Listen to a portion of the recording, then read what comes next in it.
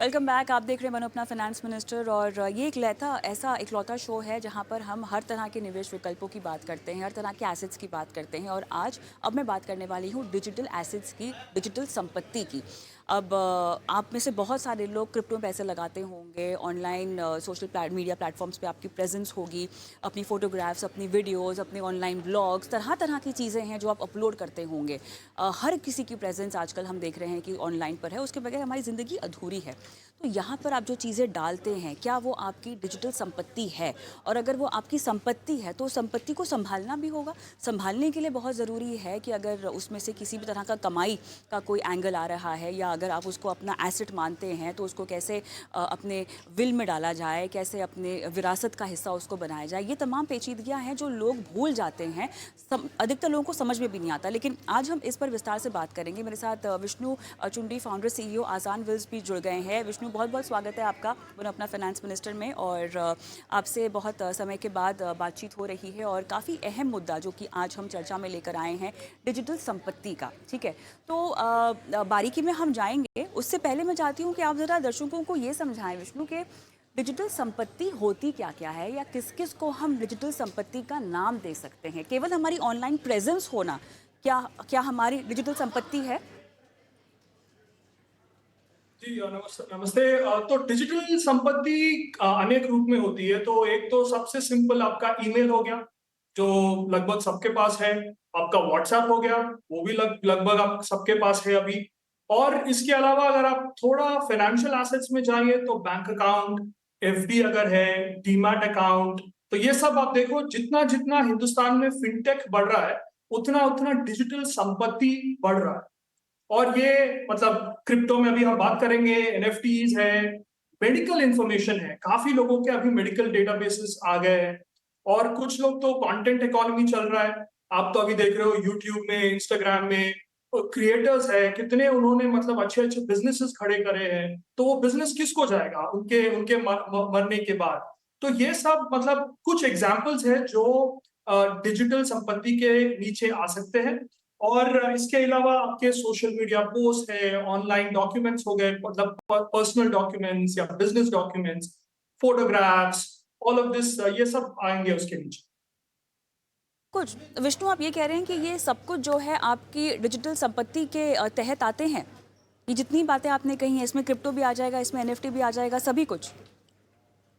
बिल्कुल, क्योंकि संपत्ति क्या है जो आपका जो आपने मतलब खरीदा है, या जो आपने खुद क्रिएट किया है, जो पैदा किया है आपने, तो वो सब आपका संपत्ति हो गया। तो वो तो आपका खुद का है। और उसमें तो डेफिनेटली क्रिप्टो करेंसी जो है, अभी मार्केट कैप उसका 2 ट्रिलियन से ज्यादा बढ़ गया है। तो ये कुछ मतलब छोटा मार्केट कैप या एसेट क्लास नहीं है। तो काफी सीरियसली लेना चाहिए उसको। और एनएफटीज मतलब वो एक अलग एसेट क्लास है। लोग बहुत आर्ट खरीदने लगे हैं। इंडिया एक्चुअली 15 मिलियन यूजर्स है क्रिप्टो के, और बढ़ रहा है। तो ये स्पेशली मिलेनियल्स और ये नौजवान जो अभी निवेश कर रहे हैं अलग अलग एसेट क्लासेस में, उनका जो पोर्टफोलियो है उसको विस्तार करने के लिए, तो डेफिनेटली ये संपत्ति में आएगा। और इसका ध्यान देना पड़ेगा। कि ऐसी डेफिनेशन हम समझते हैं जो हमारी कमाई है, या हमारी ऐसी कोई कमाई जो हमें कमा कर दे सके। क्रिप्टो एनएफटी तो ठीक है, हम फिर भी उसको एक निवेश या सेविंग्स के तौर पे लोग जैसे उसको आजकल इस्तेमाल कर रहे हैं, उस एक नज़रिए में देख सकते हैं। लेकिन आपने ऑनलाइन प्रेजेंस में ब्लॉग कहे, आपने ऑनलाइन प्रेजेंस में आपका व्हाट्सएप नंबर कहा, आपने फिनटेक को लेकर तमाम तरह की चीज़ें जो लोग कर रहे हैं, फ़ोटोग्राफ्स अगर आपके हैं, वीडियोज़ अगर आपके हैं, तो ये भी आपकी संपत्ति है। इसके लिए कानूनी एक एक मुहर हमारे पास क्या ऑलरेडी है? क्या ऐसी कोई व्याख्या है डिजिटल एसेट्स की जिसके बारे में शायद लोगों में जानकारी कम हो? हाँ, तो अलग अलग मुल्क अपने हिसाब से काफी एक्ट्स लेके आए हैं। डिजिटल एक्ट जिसको कहते हैं, हिंदुस्तान में एक है आईटी एक्ट। तो उसके तहत आपका जो भी इंफॉर्मेशन है, वो आपका पर्सनल इंफॉर्मेशन है, और उसको एक मूवेबल एसेट की तरह ट्रीट किया जाएगा। मतलब आप उसको अपने वसीयत में लिख सकते हो कि मेरा जो फेसबुक अकाउंट है, मैं चाहता हूं कि मेरा बच्चा या मेरा लड़का उसको ऑपरेट करे। सिमिलरली मेरा जो ब्लॉग है वो मेरे मरने के बाद इस तरह उसको ट्रीट किया जाए, शायद उसको डिलीट कर दो या उसको मेमोरियल में लगा दो। तो ये सब जो है इंडिया इंडिया का एग्जांपल है। यूएस में डिजिटल एसेट्स के लिए एक सेपरेट लॉ भी है जो रुफडा के नाम से जाना जाता है, और वो उन्होंने मतलब थोड़ा ज्यादा उस पे चर्चा दिया है कि किस तरह से बारीकी से डिफरेंट टाइप्स ऑफ एसेट्स को ट्रीट किया जा सके, क्योंकि सभी एसेट्स एक जैसे नहीं है। कुछ कुछ कमाई के हिस्सा है, कुछ आपको डिविडेंड्स देते हैं, कुछ तो सिर्फ आपके पर्सनल इंफॉर्मेशन है। तो इट रियली डिपेंड्स ऑन कौन सा एसेट की हम बात कर रहे हैं जो डिजिटल में है। विष्णु, एक चीज़ मुझे समझनी है, क्योंकि हम आजकल बहुत ज़्यादा अनक्लेम राशि जो कि लोगों की निवेश से रह जाती है, जो इनका निवेश खोया हुआ रहता है, उसको लेकर आता हुआ देख रहे हैं। ओवरऑल आंकड़ा तो 4 लाख करोड़ के पार का है। डिजिटल एसेट्स की अगर हम बात करें, डिजिटल संपत्ति की हम बात करें, तो क्या इसका भी कोई ऐसा आंकड़ा है जो अनक्लेम्ड है? कैसे इसको पाया जाए? तो बहुत इंडिया में तो बहुत है, क्योंकि डिजिटल एसेट्स डिफरेंट टाइप्स के हैं। जैसे मैंने बोला है, तो बैंक अकाउंट्स में है, हमारे एफडीज 40,000 करोड़ के ऊपर है पूरा। तो जैसे आपने बोला 4 lakh crore total LIC, insurance, pension funds, provident fund, demat accounts, क्योंकि लोग नॉमिनी नहीं लगाते हैं बहुत केसेस में। तो कभी कभी क्या होता है, आप एड्रेस घर बदल देते हो या मर जाते हो, और फैमिली मेंबर्स को पता नहीं होता कि कितना मतलब इन्होंने कहाँ पे इन्वेस्ट किया है, निवेश किया है, और वो उस एसेट को किस तरह हासिल करें। क्योंकि दो प्रॉब्लम है, एक तो जानकारी है इंफॉर्मेशन की कि कहाँ पे निवेश हुआ है, और दूसरा उत्तराधिकारी की कि किसको जाए। ये दोनों भी बहुत बड़े प्रॉब्लम्स हैं। अगर हमने पहले प्रॉब्लम पे फोकस किया है, जो खाली इंफॉर्मेशन का जो लैक है, वो बहुत बड़ा है। तो अभी 4 लाख करोड़ है, और जितना इंडिया में फिनटेक आएगा उतना ये नंबर और बढ़ेगा, क्योंकि अब तो पूरा ईमेल में आएगा, ओटीपी है, लॉगिन पासवर्ड है, मल्टी फैक्टर ऑथेंटिकेशन, मतलब बायोमेट्रिक्स थंबनेल करते हो। एक जमाने में घर पे एलआईसी का वो आता था इंश्योरेंस पॉलिसी, अभी तो वो भी नहीं आ रहा है। सब इंफॉर्मेशन ऑनलाइन पे है, पेपरलेस हो गया। तो ये बहुत प्रॉब्लम्स क्रिएट कर रहा है जानकारी के हिसाब से, प्रॉब्लम नंबर 1 पे।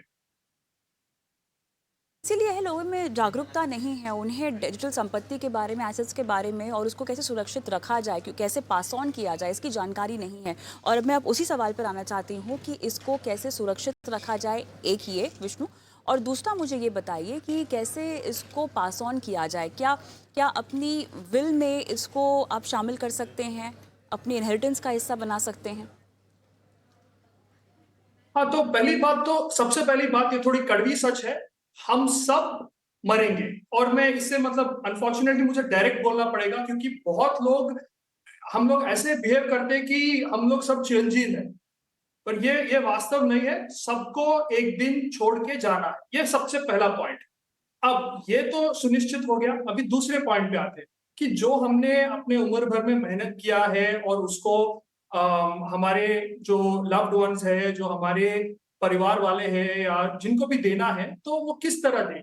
तो क्योंकि अभी हिंदुस्तान का जो सोशल स्ट्रक्चर है वो बदल रहा है, क्योंकि बच्चे अभी वो कंबाइंड फैमिलीज में नहीं है, काफी ट्रैवल कर रहे हैं जॉब के लिए, शादियां भी लेट हो रही है, कुछ लोग तो मतलब सिंगल रह रहे हैं, बच्चे को अडॉप्ट कर रहे हैं, खुद के बच्चे नहीं ले रहे, पेट्स पाल रहे हैं। तो इस तरह से जो हमारा जो पारिवारिक जो सिस्टम था 100 साल पहले, 50 साल पहले, अभी वो नहीं रहा है। कोहैबिटेशन इंडिया में चल रहा है, साथ लिव इन रिलेशनशिप्स है। तो वसीयत हमेशा लिखना चाहिए, और उसमें आपका जो भी एसेट है, वो डिजिटल हो या नॉन डिजिटल हो, वो उसी के माध्यम से आप पूर्ण तरह बता सकते हो कि ये किसको जाएगा। और जो वसीयत करता है उसके इच्छा अनुसार उसके मरने के बाद सही तरह से जा सकता है। और राइट, चलिए, तो मेरे ख्याल से ये वो बारीकियां हैं जो आपको ध्यान में रखनी होगी। और डिजिटल संपत्ति ही नहीं, मेरे ख्याल से जहाँ तक वसीयत बनाने की बात है, बहुत ज़रूरी है कि आप अपने लिए वसीयत जितना जल्दी हो सके बनाना शुरू कर दें। अब वो ज़माना गया जब आप जो है इंतज़ार करें कि 60 के बाद समय आएगा हमारी वसीयत बनाने का, और तब हम तमाम एसेट्स जोड़ चुके होंगे। क्योंकि आज हमने ये चर्चा की है जिसमें हम डिजिटल संपत्ति की बात कर रहे हैं, और ये इस तरह के एसेट्स, इस तरह की संपत्ति तो हम देख रहे हैं कि लगभग हर किसी के पास है। तो बहुत ज़रूरी है भले ही बात फ़िलहाल छोटी लग रही हो, लेकिन इसका इम्पैक्ट बहुत ज़्यादा बड़ा होता है अगर आप इसको अपनी संपत्ति के, अपने एसेट के लिहाज से देखना चाहें तो। विष्णु, बहुत बहुत धन्यवाद, आपने समय निकाला हमारी इस बेहद खास पेशकश के लिए और इतनी गहरी चर्चा हमारे साथ की। धन्यवाद। हम रुकेंगे एक छोटे से ब्रेक के लिए और ब्रेक के बाद आपके सवालों के जवाब हम अपने शो में देंगे। और शेयर बाज़ार सबका अधिकार, हमारी ऐसी मुहिम जहां पर हमारी कोशिश है कि हम आपको शेयर बाज़ार से जोड़ें, योजनात्मक तरीके से कैसे आप निवेश कर सकते हैं, किस तरह से आप अपने